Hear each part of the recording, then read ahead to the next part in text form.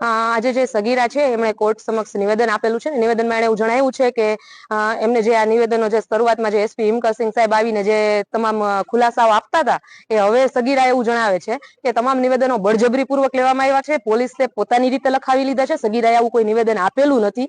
એની જે કંઈ પણ નિવેદનો લેવામાં આવ્યા છે ધાક ધમકીથી લેવામાં આવ્યા છે ને આ બધાની પાછળ સગીરાના કહેવા પ્રમાણે જે આરોપ છે એ બધા જયરાજસિંહ અને ગણેશભાઈ જે છે એમના ઉપર છે અને એમના કહેવા પ્રમાણે પોલીસ ખાતામાં જ્યારે એમની પોલીસના જે સ્ટેશનમાં હતા ત્યારે પણ સતત ગણેશભાઈના ફોન આવતા હતા. પ્લસ આજે સગીરા છે એના ઘરે જયરાજસિંહની ગાડી એમને લેવા જતી હતી, મૂકવા જતી હતી. રિમાન્ડ હોમમાંથી જે એમના વકીલ છે ઇમરાનભાઈ ઇંગ્રોજા એમણે પણ આ સગીરાને ધાક ધમકી એવી આપેલી હતી કે તું જયરાજસિંહ બાપુ કે એ પ્રમાણે નિવેદન આપી દે તો અમે તને આ કેસમાંથી કાઢી મૂકશું એવી લાલચ આપી હતી, ધાક ધમકી આપી હતી, તારા પરિવારને ગામમાં નહીં રહેવા દઈએ એ બધી ધાક ધમકી આપેલા હતા. ઘણા બધા જે ગંભીર આરોપ છે આ સગીરાએ લગાવેલા છે.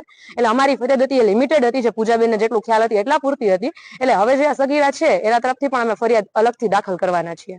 મેડમ સાથે સાથે વાત કરીએ આજે જે સગીરા છે એની કઈ કોર્ટમાં નિવેદન આપ્યું છે? આજે અમે judicial magistrate first class Rajkot ખાતે ગજ્જર મેડમની કોર્ટમાં આપેલું છે. પોલીસ ઉપર કોની ઉપર આક્ષેપ છે, પોલીસ ઉપર શું કાર્યવાહી કરવા જોઈએ?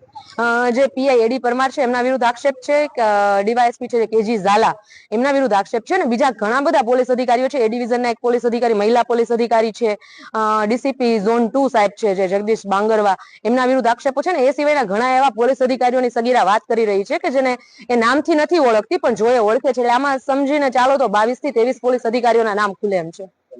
ફરિયાદ દાખલ કરશો? હા, આના માટે અમે અલગથી ફરિયાદ દાખલ કરવાના છીએ.